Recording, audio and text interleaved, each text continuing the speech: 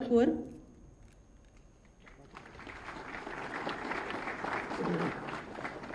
सुश्री प्राची सिंह आवंटित जनपद अयोध्या,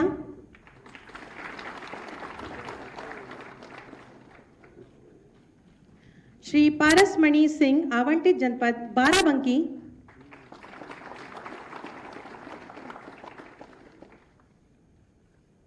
श्री विकास त्रिपाठी आवंटित जनपद अमेठी,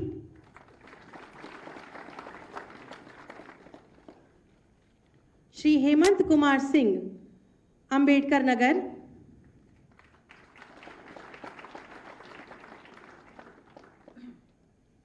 श्री रामचंद्र बांदा,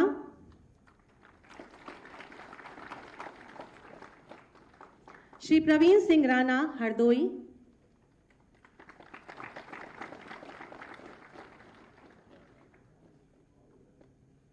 सुश्री जया कुशवाहा आवंटित जनपद उन्नाव,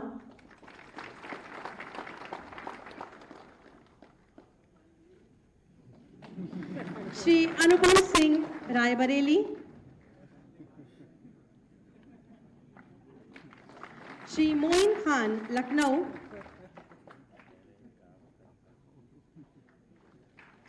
सुश्री रोशनी शर्मा सीतापुर,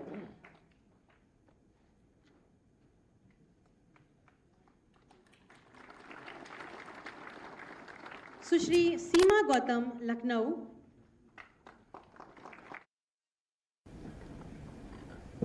प्रदेश सरकार में मंत्रिमंडल के मेरे वरिष्ठ सहयोगी, प्रदेश के वित्त और संसदीय कार्य विभाग के मंत्री श्री सुरेश कुमार खन्ना जी, अध्यक्ष राजस्व परिषद डॉक्टर रजनीश दुबे जी, प्रमुख सचिव राजस्व विभाग श्री पी गुरुप्रसाद जी, राजस्व विभाग के सभी अधिकारीगण, नियुक्ति पत्र प्राप्त करने वाले प्रदेश के मेरे सभी युवा साथियों, उनके अभिभावकगण और अन्य उपस्थित महानुभाव, 7,720 नवचयनित युवाओं को आज उनकी आकांक्षा के अनुरूप राजस्व विभाग में लेखपाल के रूप में नियुक्ति पत्र वितरण हो रहे हैं।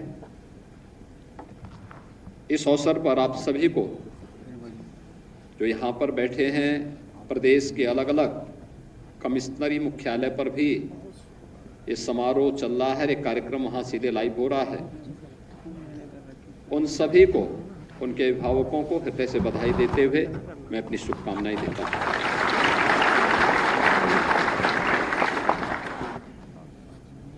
आप सब जानते हैं कि राजस्व विभाग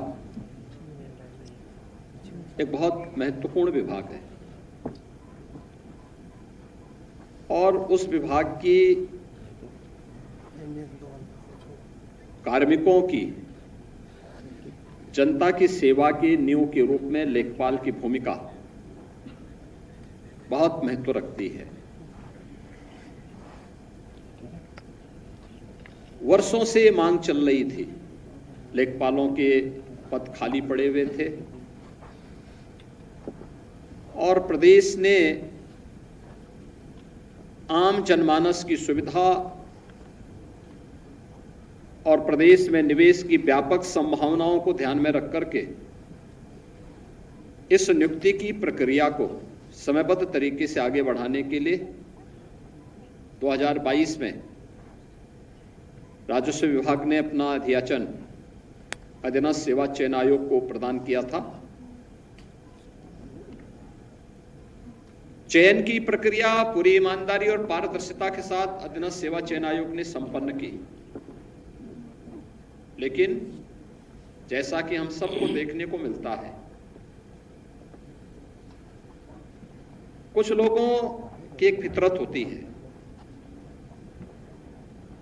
हर अच्छे कार्य में रोड़ा अटकाना। अफवाह पैदा करना, गुमराह करना और कहीं न कहीं नवचयनित लेखपालों के नियुक्ति पत्र वितरण में भी इस प्रकार के रोड़े अटकाने के प्रयास हुए। लेकिन राजस्व विभाग और अधीनस्थ सेवा चयन आयोग इसके लिए लड़ा और अंततः सुप्रीम कोर्ट से भी फैसला अपने पक्ष में करके आज 7,720 नवचयनित युवाओं को उनकी आकांक्षा के अनुरूप यह नियुक्ति पत्र आज प्रदान हो रहा है। इसके लिए मैं आप सबको बधाई देता हूं।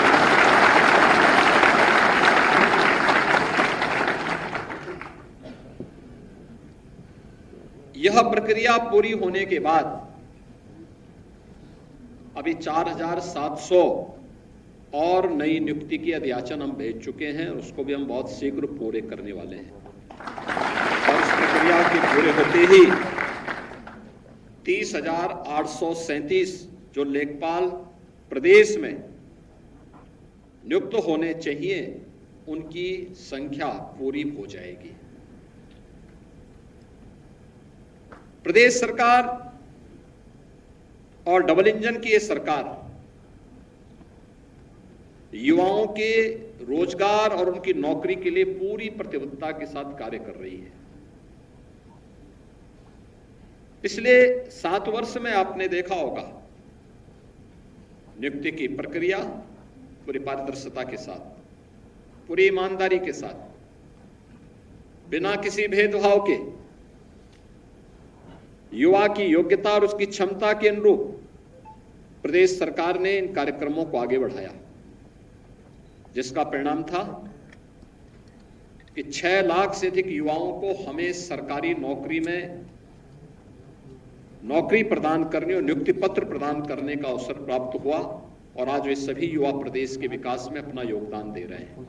वे अलग अलग क्षेत्र में थे, तो Uttar Pradesh public service commission में था, कोई अधीनस्थ सेवा चयन आयोग से था, कोई उच्च शिक्षा चयन आयोग बोर्ड से, कोई माध्यमिक शिक्षा चयन आयोग बोर्ड से, कोई बेसिक शिक्षा परिषद से, कोई पुलिस भर्ती के रूप में। यानी अकेले हम लोगों ने प्रदेश में 1,55,000 से अधिक तो पुलिस कार्मिकों की नियुक्ति की।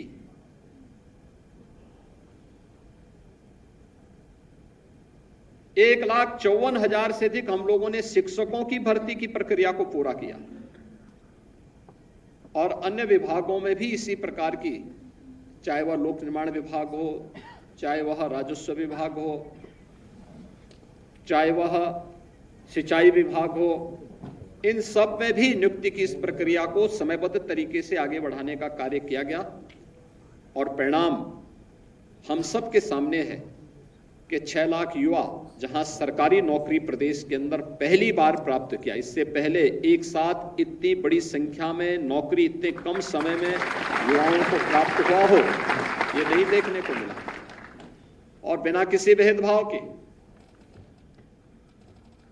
उसके साथ आरक्षण के नियमों का पालन करते हुए, योग्यता और उसकी क्षमता के अनुरूप उसकी प्रतिभा का सम्मान करते हुए जब चयन की प्रक्रिया पूरी हुई तो आज वो युवा अपनी प्रतिभा और अपनी योग्यता का लाभ प्रदेश को दे रहा है। लेकिन 2017 के पहले क्या होता था? ये जो भर्ती आधे लेखपालों के पद खाली पड़े हुए क्यों पड़े हुए थे? क्योंकि भर्ती नहीं होती थी। भर्ती की प्रक्रिया में तमाम होल थे।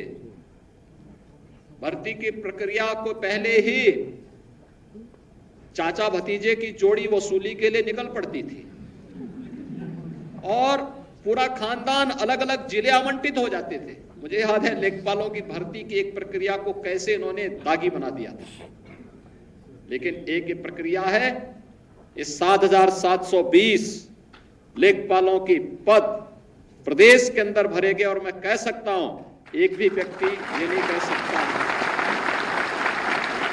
कि अधियाचन से लेकर के नियुक्ति पत्र वितरण की इस पूरी प्रक्रिया में चयन की प्रक्रिया हो या उनको नियुक्ति पत्र देकर के जिला आवंटित करने तक किसी को सिफारिश कराने की आवश्यकता नहीं पड़ी, किसी को यह कहने की आवश्यकता नहीं पड़ी हमारी तैनाती हो जाए, क्योंकि उसे मालूम है, उसे विश्वास है, और युवाओं का विश्वास हमारी सबसे बड़ी पूंजी है, क्योंकि इस युवा के लिए ही सरकार पूरी ताकत लगा रही है, जिससे उसके उज्जवल भविष्य के माध्यम से हम प्रदेश के विकास के पथ को अग्रसर करके उत्तर प्रदेश को देश की सबसे बड़ी अर्थव्यवस्था के रूप में स्थापित कर सके। ये जो प्रक्रिया हमने यहां पर प्रारंभ की, ये प्रक्रिया उसी का हिस्सा है। 6 लाख सरकारी नौकरी मिलना और साथ साथ प्रदेश सरकार ने बेहतरीन कानून व्यवस्था की स्थिति पैदा करके जो माहौल प्रदेश के अंदर बनाया, आज उसका परिणाम भी हमारे पास है। प्रदेश में अब तक हमारी सरकार 15 लाख करोड़ रुपए से अधिक के निवेश के प्रस्तावों को ग्राउंड ब्रेकिंग करा चुकी है, यानी उनका जमीनी धरातल पर उतारने में सफलता प्राप्त कर दी है।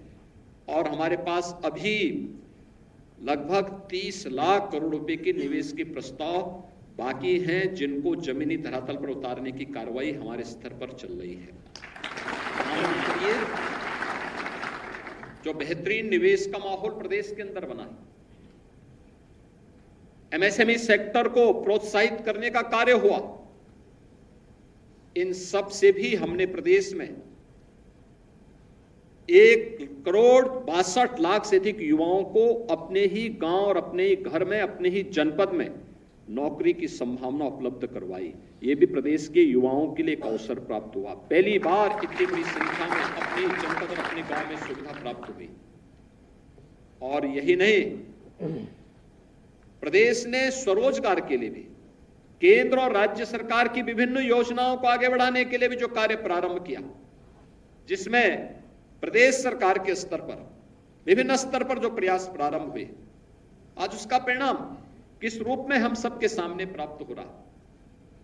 प्रधानमंत्री मुद्रा योजना है, प्रधानमंत्री स्वरोजगार की योजना है, मुख्यमंत्री युवा स्वरोजगार की योजना है, 1 डिस्ट्रिक्ट 1 प्रोडक्ट की योजना है, प्रदेश के अंदर विश्वकर्मा श्रम सम्मान और केंद्र के स्तर पर पीएम विश्वकर्मा जैसी योजनाओं के माध्यम से भी हमने प्रदेश में 62 लाख से अधिक युवाओं को स्वतः रोजगार के साथ जोड़ने का काम भी प्राप्त यहां पे प्रदान किया है।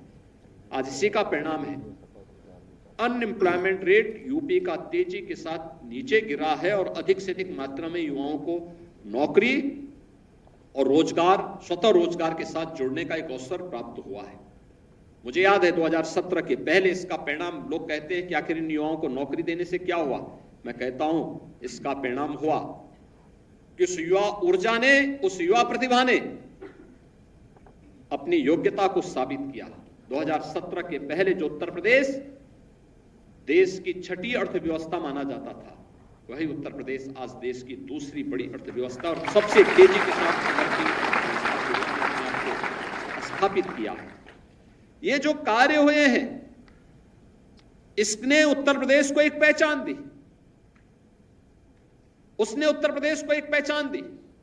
ये वही उत्तर प्रदेश है जिस उत्तर प्रदेश का युवा उत्तर प्रदेश से बाहर कहीं जाता था, उत्तर प्रदेश का नाम सुनते ही उसको पहले ही साइड कर दिया जाता था। कुछ जिलों की छवि तो ऐसी बना दी गई थी कि उस जिले के नाम पर, अभी मैं देख रहा था, आजमगढ़ जिले से जो युवा आया था त्रिपाठी हमारे पास लेखपाल की नियुक्ति प्राप्त करने के लिए, नियुक्ति पत्र प्राप्त करने के लिए, 2017 के पहले ये युवा कहीं यूपी से बाहर गया होता, कहता साहब मैं इस जनपद से हूं, तो लोग उसको नौकरी की बात तो दूर, कहीं होटल और धर्मशाला में भी कमरा नहीं देते। ये छवि बनाई हुई थी। आज ऐसा नहीं, आज उत्तर प्रदेश का युवा कहीं भी जाएगा बड़े सम्मान की निगाहों से देखा जाता है, क्योंकि इसे मालूम है ये नए उत्तर प्रदेश का नया युवा है, इसकी प्रतिभा का लोहा दुनिया मान रही है। और इसीलिए मैं आज आपसे कहने के लिए आया हूं, जो एक नई पहचान बनी है आज, इस पहचान को बरकरार रखने की आवश्यकता है और इसमें आपको अपनी पूरी ताकत, पूरी ऊर्जा लगानी है। नए अवसर मिलेंगे, ये तो मैंने नई नियुक्ति और नए लोगों के रोजगार की बात की। इससे पहले क्यों नहीं हो पाती थी? क्योंकि नियत साफ नहीं थी, भाई भतीजावाद होता था, लोगों के साथ भेदभाव होता था, नियुक्ति के नाम पर पैसे वसूले जाते थे और न्यायालय को हस्तक्षेप करना पड़ता था, कोर्ट के स्टे होते थे, सरकार उसमें किम कर्तव्य विमूढ़ की स्थिति में होती थी, क्योंकि अगर स्टे वैकेट कराते हैं तो फिर उनको ये लगता था कि अच्छा खासा पैसा उनके दलालों के गुर्गों के सब समाप्त हो जाएंगे, इसलिए वे उस पर रुचि भी नहीं लेते थे। आपने देखा होगा, अधियाचन गया, नियुक्ति की प्रक्रिया पूरी हुई, इसके बाद कुछ लोग न्यायालय में गए, क्योंकि कुछ लोगों की आदत होती है कि अच्छे कार्य में रोड़ा तो अटकाना ही अटकाना है, कुछ ना कुछ बोलना ही है। लेकिन अंततः सुप्रीम कोर्ट से भी हम लोग जीत करके आए और अब इन सभी युवाओं को ये नौकरी पत्र, नियुक्ति पत्र प्रदान किए जा रहे हैं। आपने देखा होगा कहीं कोई भेदभाव नहीं, कोई सिफारिश नहीं। तो अगर बिना भेदभाव और बिना सिफारिश के आपको नियुक्ति पत्र प्राप्त हो रहा है तो आपकी जिम्मेदारी भी बनती है कि बिना किसी सिफारिश के प्रदेश में ईज ऑफ डूइंग बिजनेस की, एक गरीब की ईज ऑफ लिविंग के लिए आपके स्तर पर बड़े कार्य हो सकते हैं, अच्छे कार्य हो सकते हैं, और उसमें अपनी पहचान बनाना, अपने आप को स्थापित करना, सरकार यही अपेक्षा आपसे रखती है। एक गरीब के जीवन में आपका कार्य लगे, आपकी ऊर्जा लगे, आपकी प्रतिभा लगे, प्रदेश के अंदर निवेश की संभावनाओं में आपका पूरा सहयोग मिले, सकारात्मक सहयोग मिले, प्रदेश के अंदर जाति, निवास और अन्य आय प्रमाण पत्र प्रदान करने के लिए एक जो समय सीमा हमने घोषित की है उसके अनुसार एक सहयोग आम जनमानस और युवाओं को प्राप्त हो। वरासत, नामांतरण और पैमाइश से जुड़ी हुई कार्रवाई हम समय पे पूरा करें। कृषि को अकृषि घोषित करने के लिए प्रदेश सरकार ने रिफॉर्म किया कि 45 दिन के अंदर स्वतः अधिकारी को इसको करना होगा, अगर नहीं करेगा तो डीम्ड मान लिया जाएगा। अगर उसके बाद भी हमारे पास लंबित है और मामला कोई व्यक्ति उससे पीड़ित है, इसमें जवाबदेही भी शासन स्तर पर फिर होती है। आईजीआरएस में हमारे पास बहुत सारे मामले आते हैं। आईजीआरएस के मामले इसी बात को लेके आते हैं। हम लोग देखते हैं कोई व्यक्ति में ऑनलाइन शिकायत करता है, बताता है साहब हमने हमारी शिकायत ये थी, समाधान नहीं हुआ, यहां से 15 दिन में हम उसकी समीक्षा करते हैं, क्यों नहीं हुआ? जनपद स्तर में साप्ताहिक समीक्षा के लिए हमने कहा है और फिर वहां पे जवाबदेही तय होती है। और इसलिए मैं आप सभी युवाओं से कहूंगा एक अवसर मिला है आपको, और यह अवसर आपके आगे बढ़ने के लिए अगले 10 वर्ष तक इतनी मेहनत करिए कि 35 वर्ष की आपकी सरकारी सेवा की नींव इतनी सुदृढ़ हो कि आपके प्रमोशन भी आसानी से हो सके और आपको आगे बढ़ने का भी एक अवसर प्राप्त हो सके, लोगों के बीच में आपकी अच्छी छवि बन जाए।